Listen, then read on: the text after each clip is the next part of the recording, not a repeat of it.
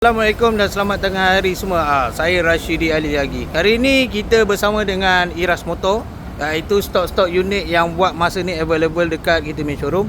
So, kita ada satu Q8 yang kita nak jual. Ini tahun kita tengok kereta tahun 2019, kita nak jual, harga pun jackpot dalam 300 lebih, mungkin boleh kurang diskaun lagi.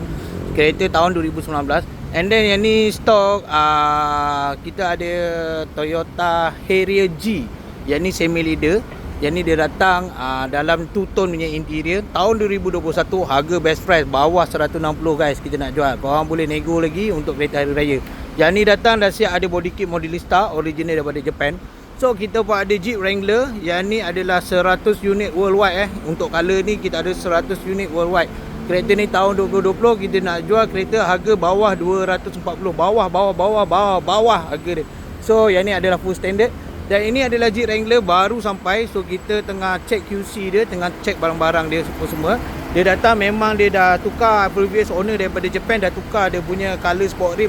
Bukan color sport rim, memang sport rim dia tukar untuk lebih menarik lah. So warna putih ni dekat Malaysia memang paling jarang-jarang ada guys.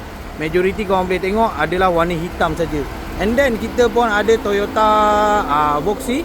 Yang ni Voxy ni kalau tak silap saya kita 7 seater. Oh yang ni 8 seater guys. Memang nak jual murah, bawah 150 bawah 160. Mungkin saya boleh bagi 15 lebih ataupun jackpot niaga. Saya tak nak bagi tahu. Harga besar 179 tahun 2022. And then satu lagi guys, dekat ujung sana kita punya salesman tengah buat gambar dengan video. Yang tu baru je sampai, kalau korang minat. Yang tu exact 7 seater. Cuma yang tu bukan datang fully loaded. So kalau fully loaded dia datang dengan dia punya leg rest sekali lah. So guys, untuk stok unit kereta untuk showroom yang terbaru kita ni, Iras Motor dekat atas ni, InsyaAllah kita akan penuhkan semua kereta kat sini. Buat masa ni masih kosong lagi. Kita akan penuhkan kereta semua kat sini. Lebih kurang ada dalam 50 ataupun 60 unit. Sementara showroom terbaru kita belum siap lagi. Okay guys, kalau korang berminat untuk dapatkan kereta, apa saja kereta, saya bukan ada ini saja, saya ada banyak. Korang boleh tengok, kita punya HQ adalah Sayat Niaga guys. So kalau korang kata korang berminat nak cari kereta, korang boleh contact saya, Rashidi Ali, rekon-rekon murah berkualiti dengan saya.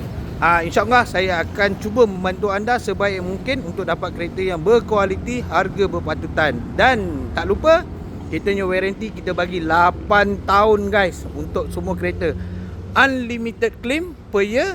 Lepas tu mileage pun unlimited guys.